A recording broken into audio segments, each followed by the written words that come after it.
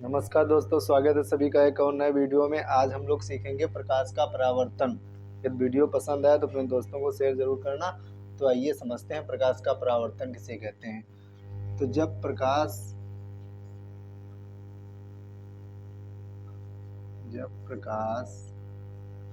की किरणें किसी माध्यम से प्रकाश का परावर्तन कहते।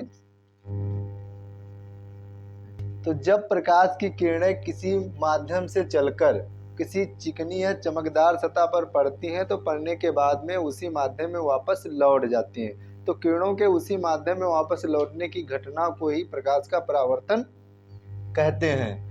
तो आइए अब समझते हैं हम चित्र के माध्यम से। तो ये हमने चित्र बना लिया, ये पालिश युक्त है। ये निशान जो बनाए जाते हैं ये प्रतीक होते हैं पालिश के, कि नीचे का हिस्सा एक पृष्ठ इसका पालिश है, एक परावर्तक एक अपरावर्तक है। ठीक है, तो हमने एक पृष्ठ बना लिया और एक किरण आ रही है और एक किरण टकरा के वापस जा रही है।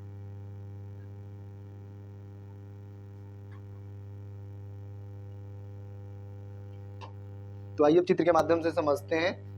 क्या परिभाषा बताती है? जब प्रकाश की किरणें किसी माध्यम से चलकर किसी चिकनी या चमकदार सतह पर पड़ती हैं तो पड़ने के बाद में उसी माध्यम में वापस लौट जाती है। किरण इधर से आ रही थी और इधर वापस चली गई। ठीक है, तो जो किरण पृष्ठ पे पड़ती है, जो आपतित होती है, तो उसको कहते हैं आपतित किरण। तो जो किरण पृष्ठ पे पड़ती है उसको आपतित किरण, और जो किरण पृष्ठ पे पड़ने के बाद में परावर्तित होकर के उसी माध्यम में वापस लौटती है उसको बोलते हैं परावर्तित किरण।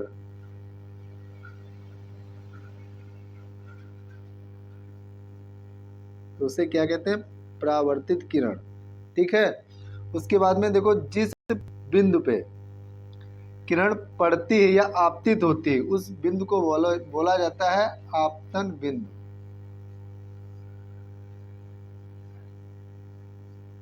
तो ये बिंदु क्या है तुम्हारा? P मान लिया। ये P जो है आपतन बिंदु है। ठीक है, और जिस तल पे या जिस सतह पे परावर्तन होता है, ये सारी यहाँ से यहाँ तक, तो इस तल पे जिस तल पे या जिस पृष्ठ पे परावर्तन होता है उसको बोला जाता है परावर्तक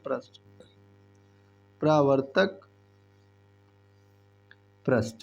तो जिस पृष्ठ पे या सतह पर परावर्तन होता है उस पृष्ठ को परावर्तक पृष्ठ बोला जाता है। ठीक है, अब उसके बाद देखो, आपतन बिंदु से परावर्तक पृष्ठ पर एक अभिलंबवत खींची गई रेखा को अभिलंब बोला जाता है।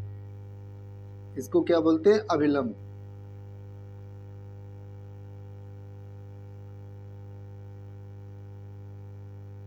तो इस रेखा को अभिलंब बोलते हैं। ठीक है, अब आइए आगे समझते हैं।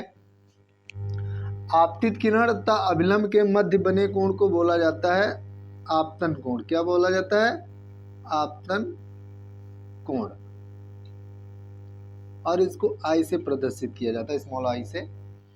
उसके बाद में आगे समझते हैं, परावर्तित किरण तथा अभिलंब के मध्य जो कोण बनता है उसको बोला जाता है वर्तन कोण।